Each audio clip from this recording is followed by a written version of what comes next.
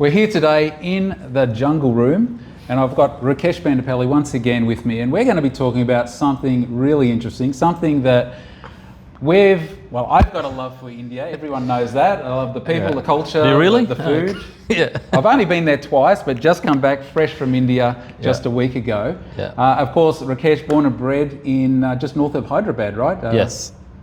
Yep.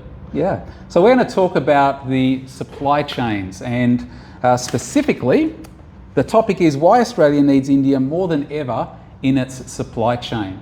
Okay, why Australia needs India more than ever in its supply chain. Now, we've had COVID, and we've all realised globally, the global community has realised that, well, you do need a plan B. You can't just rely on one country, one supplier. For Australia, our number one supplier, importer was China, so we're relying very heavily on China. We look at India as maybe a parallel supplier. Yep. But some people think, Rakesh, that it's a little bit too complex, a little bit risky. Yep.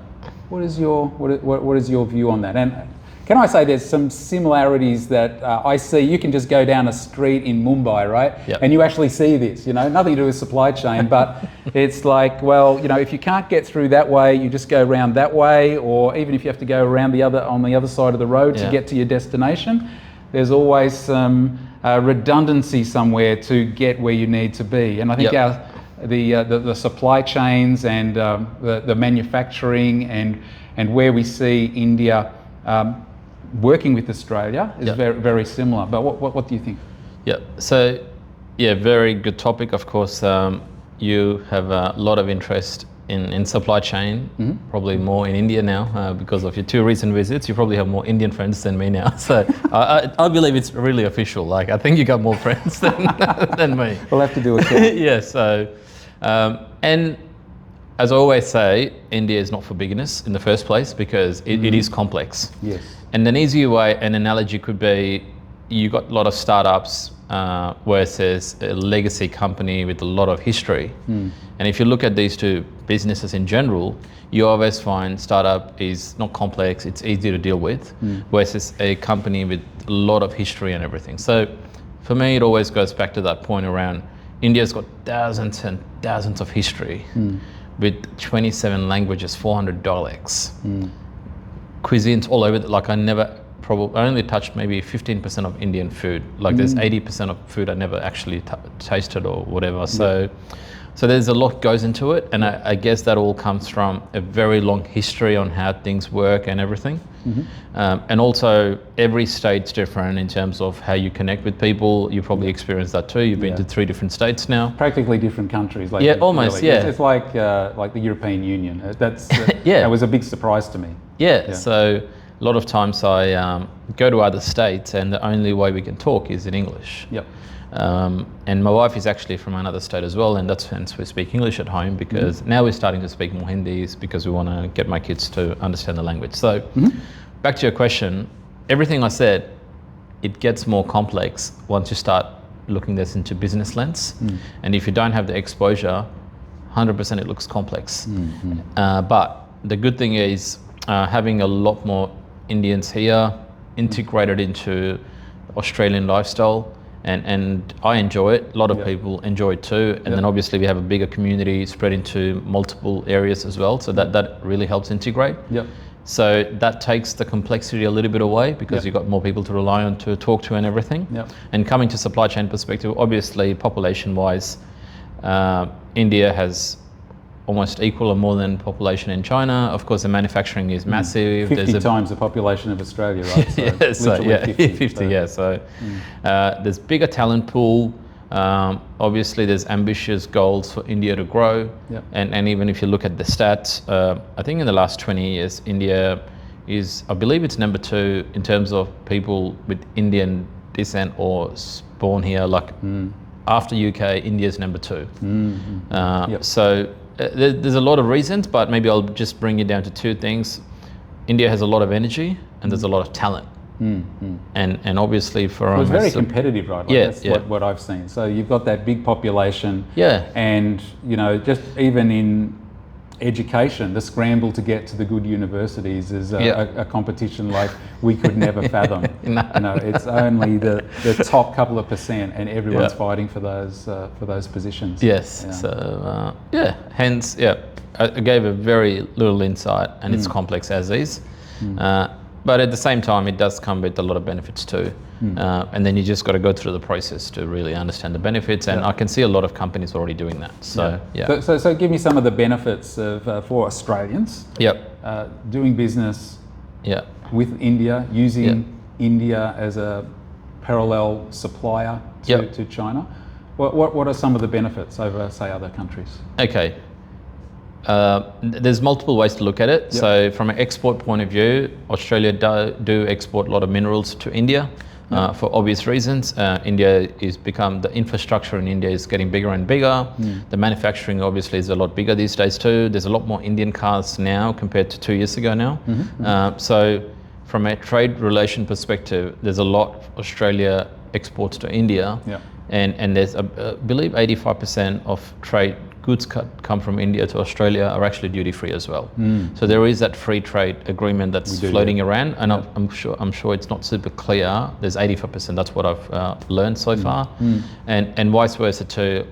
For Australian market to somehow get into that volume of 1.4 billion people, even for a small medium business here to crack into 5% of that market will turn over massive amounts of business. So from a business point of view, even not going into the details, there's a lot of benefits trade-wise, both import and export. But then in addition to that, from a services point of view, one of the growing areas now is GCCs, which is Global Capability Centers, which Australian companies are investing a lot more into India as a talent pool. Not for customer service or call centers anymore. It's more finance, operations, and strategic work around data consulting, data analytics, and everything. So, good examples is NAB, Rio Tinto, ANZ Bank, and Macquarie Bank, West Farmers Group.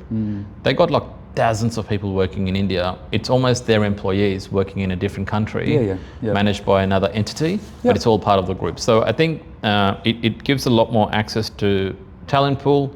Obviously it's a lot of cost efficient, and it almost turns into an innovation hub as well. There's a lot of R&D is happening every day. So, and manufacturing, we've got Apple, Foxconn, Google, Hewlett Packard, Intel. We've got the car manufacturers, Renault, Nissan, Toyota, Hyundai.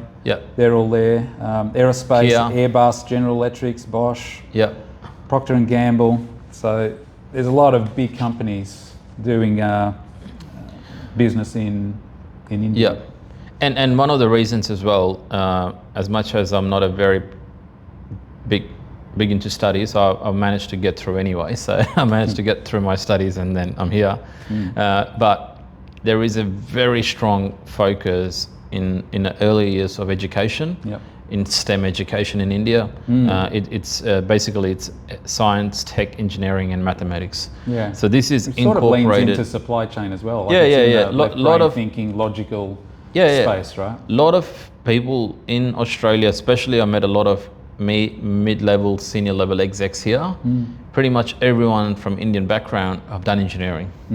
Like what were you doing before? What was your background? I was an engineer. And then you rarely see people from hospitality ended up in supply chain. Is that driven by demand, or is it driven by a perception that engineering is a very important career path, something that should be done, or is it demand driven?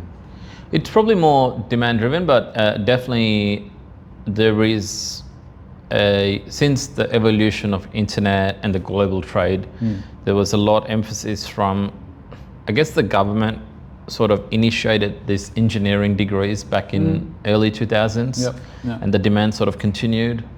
So and then it started going into school foundations, and pretty much every school in India you go, there is super focused on science, again engineering, mathematics for sure, like no matter what you do. And then as you move into grade 6 or 7, technology obviously is a default. So it is very much inbuilt into the foundation, and obviously people see success. and that drives more change. So as an example, you talk about Microsoft, Satya Nadella, Google, Sundar Pichai, they're all like pretty much HSBC, global CEO, Xero. Like you look at a lot of top companies, pretty much all the main CEOs all go back to India. So I guess success breeds more success. They look at it and it's like, okay, I want to be there one day. Yeah, very small village from Satya Nadella as an example is running Microsoft. So yeah, so that's the story there. So yeah, 100%. So if you look back over the past 5 to 10 years, what are some of the key factors that have made companies like situated in Australia, made them rethink their supply chains and where their suppliers are based? So obviously the obvious one's COVID. Yes. What other things? Yep. Obvious one is COVID for sure. And I think the Indian diaspora here helps that navigation as well a lot better.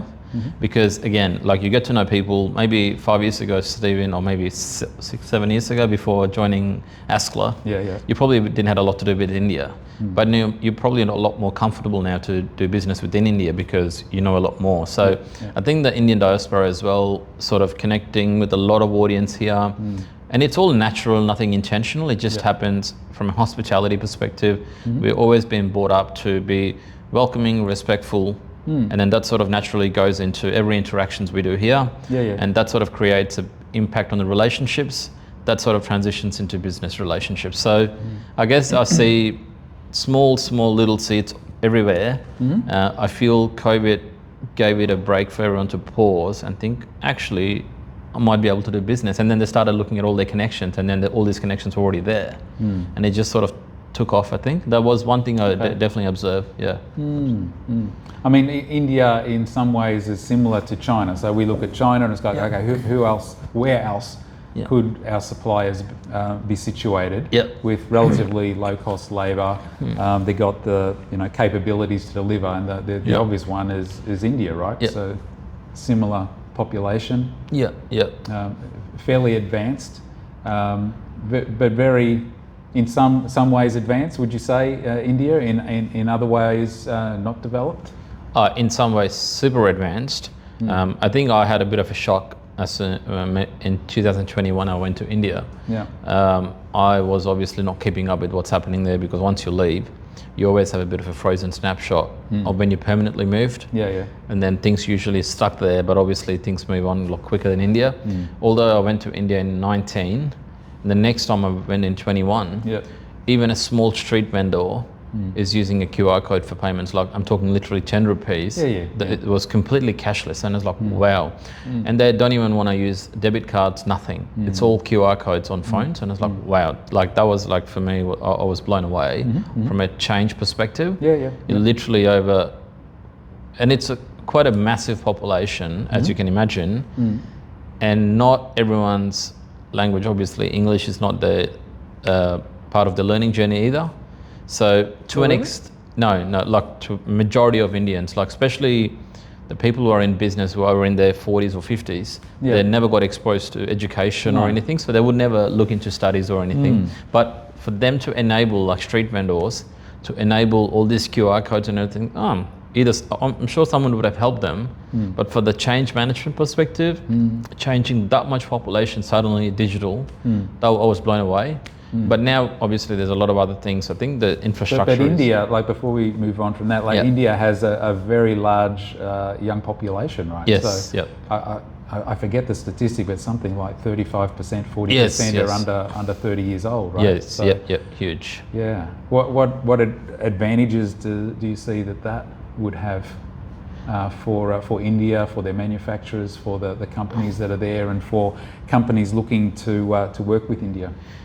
I think part of that global capability centers, they look at India as talent pool and cost efficiency, but they look at R&D as a big thing as well. So having a younger workforce enables you to do a lot of R&D. That will obviously come as a byproduct of R&D. There's a lot of innovation that happens as well. And I think that will give a lot of benefit from a typical BPO or a data center just doing work stuff. So that's the biggest benefit. But also there's a lot of energy and commitment as well from the young force we see. So yeah. Your typical new grad from India. Yep. Are they looking to move overseas to live like you do? How common is that, or I think is it the exception? No, maybe because the numbers are so big, right? It's actually Yes. hard to gauge. There are a lot of international students. Australia relies very much on international students. One of the biggest industries, education is for Australia. But yeah, with the how big the population is in India.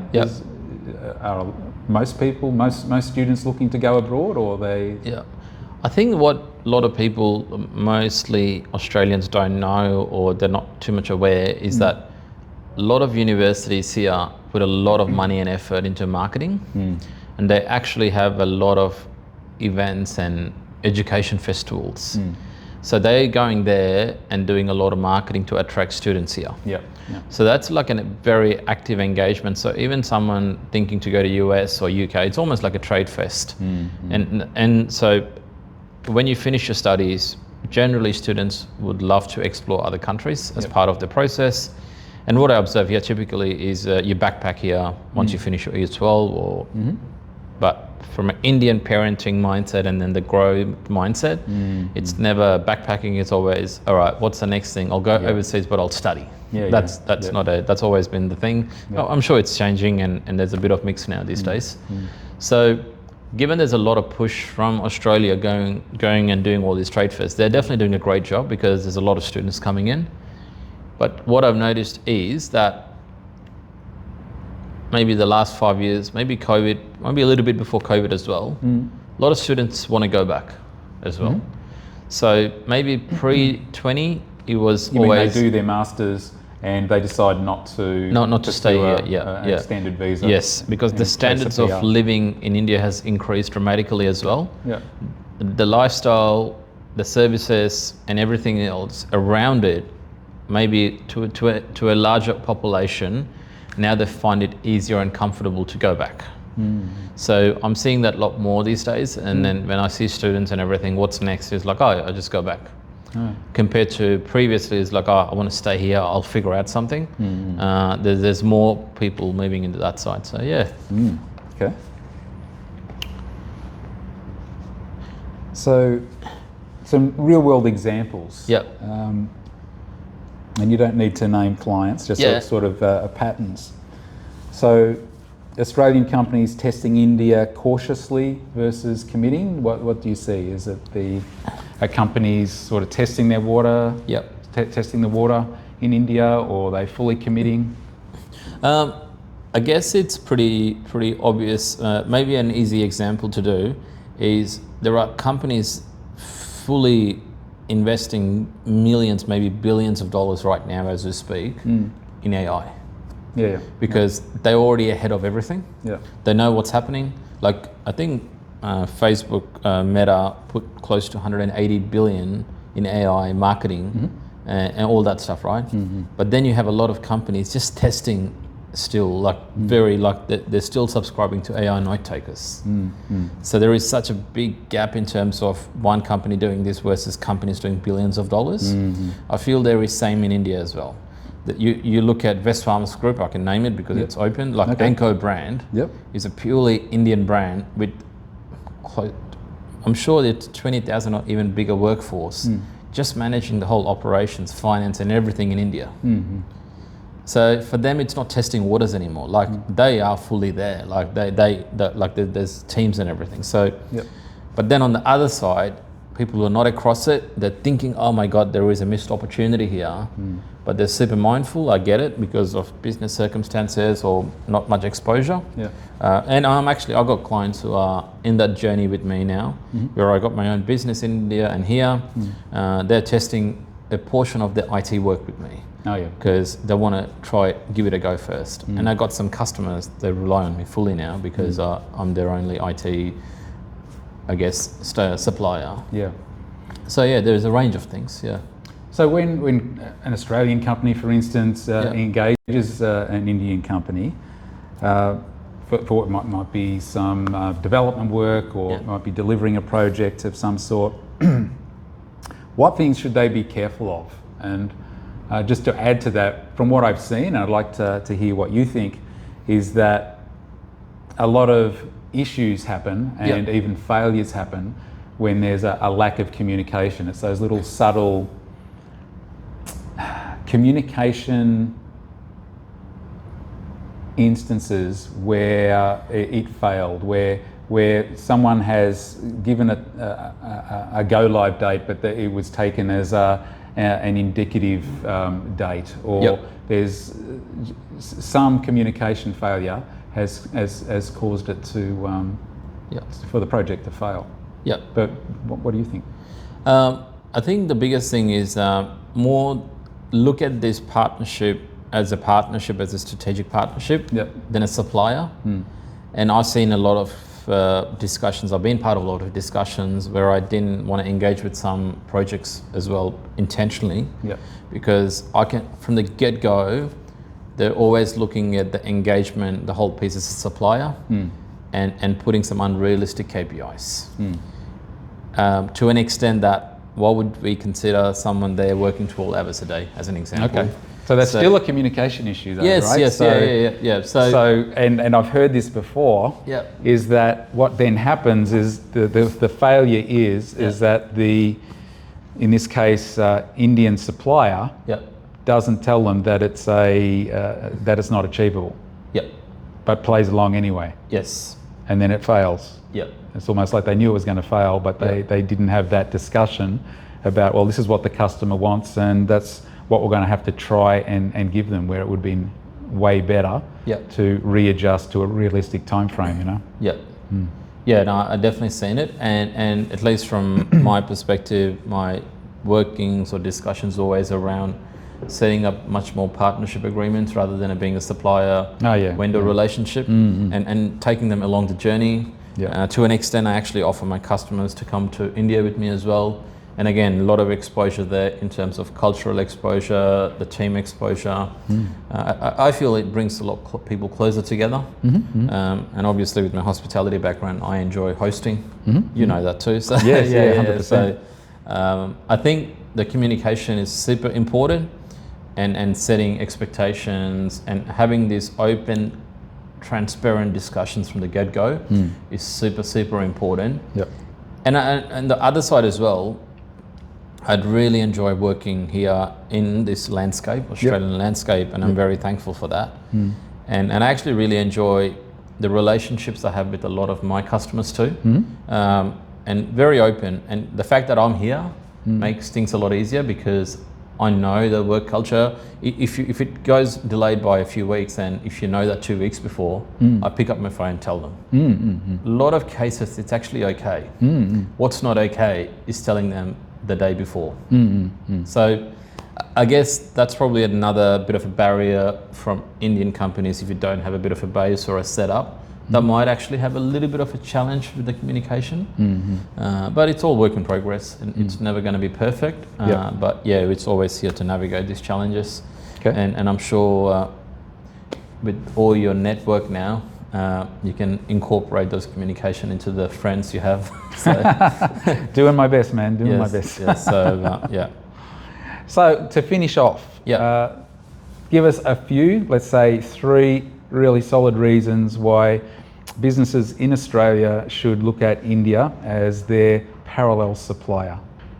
Very easy. And then we're going to look at where India needs to or can improve, some of the challenges that we should look out for. I'm going to ask you for challenges, so be prepared for that, because I think it's better coming from you, because you probably see it more from a person who is probably being there, because I have a lot more perspective. So I think from a benefit point of view, probably it's very straightforward, easy. The talent pool, as you mentioned, a lot of young workforce with a very strong background in STEM as a foundation from school.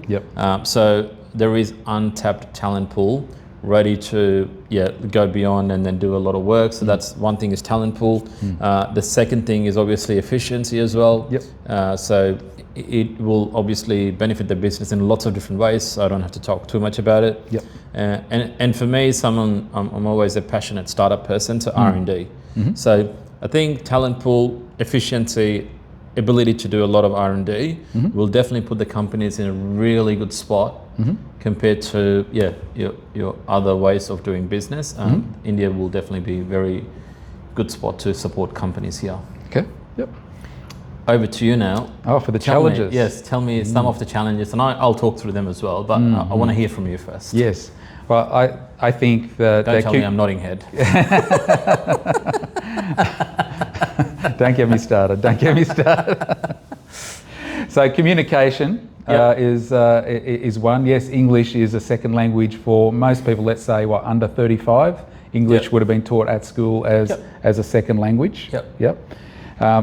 But still, that poses a problem in the little subtleties, as we were saying, the subtle aspects of English communication, and that's where things can go awry. And so to be careful of that, So from the Australian perspective, make sure that your requirements are very clear.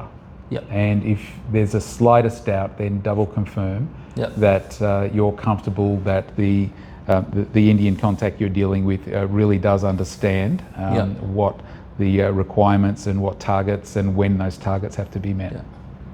So there's that. And I guess there's just looking at India, it is so big and complex, just where to start. So maybe some work needs to be done there on how do we engage with India? What is the best way? How do we navigate? What are the common pitfalls and how do I get around those?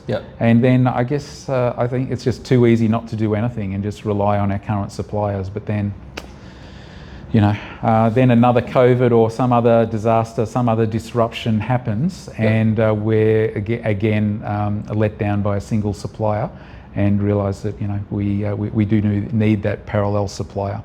So I think we can't just sit on our laurels on that, but it's easy to do. And I see there's, we've had a lot of disruptions, started with COVID, there's been a lot of disruption since then. And I can see that just continuing. I can see that increasing over the coming years and decades. I think and uncertainty is the new normal, and it's happening in lots of different ways. So definitely agree to having de-risking your single source and having parallel sources as well. And I do agree on the communication piece. And I've just thinking through that, there's definitely a lot of lessons to learn from China as well, in terms of how did they overcome the barrier with the communication. Although, same thing, the ability to speak English is a lot less. But I think having local agency navigating through those challenges, I think that really helped China. And I feel that's happening a lot of as well from an Indian diaspora. Again, I always feel every person's here is representing the country in one way or the other. And they have some really strong, subconsciously they're doing a lot of work in establishing the country's reputation and everything else, good and bad. I see some bad examples too, and unfortunately that's human nature. You see both. We can't do much, but I think that every Indian who are here are also a representative on increasing the trade relation, although they may not realise directly themselves. They're definitely planting seeds in all different directions. So From my perspective, I'll add one to the benefits, right? And that is that I see the Indian people integrate extremely well with Australian cultures, and it used to be years ago we used to say cricket, Commonwealth, and curry were the three ties to India, right? From Australia to India, that we had those three in common, but it's a lot more than that now. And probably the biggest thing is with the amount of international students and immigrants that have come over the decades.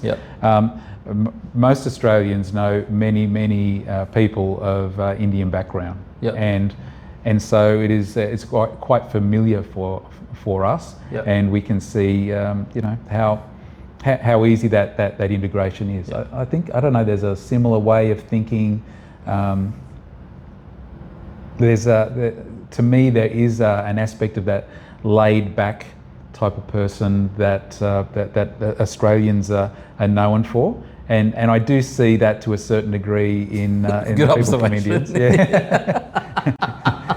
Some way too much, but anyway, we won't get into that. Yeah. Get the job done, right? Yeah. It's I mean that's very similar to an Australian way of thinking. You know, Yes. just what's it take? We just got to get to the end line, and let's get there the quickest and easiest way we can. You know, there's a bit of that happening. So. Yeah. And we should definitely add another C, computers. Oh, computers, yeah. That's true. A lot of IT, which is the biggest industry, right? Like if you look at Indians coming to Australia, we were talking earlier, IT is the number one industry. Yes, yeah. And I think that's probably most of Australians who are in business, they see the impact or the amount of work that is carried in IT. Yeah. But as a default, I think there was a joke there. There was India-Pakistan cricket happening, and then everyone said, then there's no one to drive Ubers if you have these more games. How are we going to get there? How are we going to get there? But then a lot of people don't know is your IT is completely stalled. Completely stalled if there is more games. So yes. As much as what they see is what's happening, there is the biggest workforce in Australia done by India is IT and tech services, which is again back to engineering and tech. But again, that's not a common knowledge to a lot of common Australians. They don't see it, they don't know, which is okay. That is purely unawareness of people, lack of knowledge. But Uber is definitely there. But I think they've taken over the whole tech and engineering as one of the biggest immigration point for India. So yeah. Very good. All right, we'll leave it there, Rakesh. Good talking once again. Great topic. Great something chat. that we both have a love for. Yes, So great to get the perspective. Thanks, man. All right, thanks, Steve.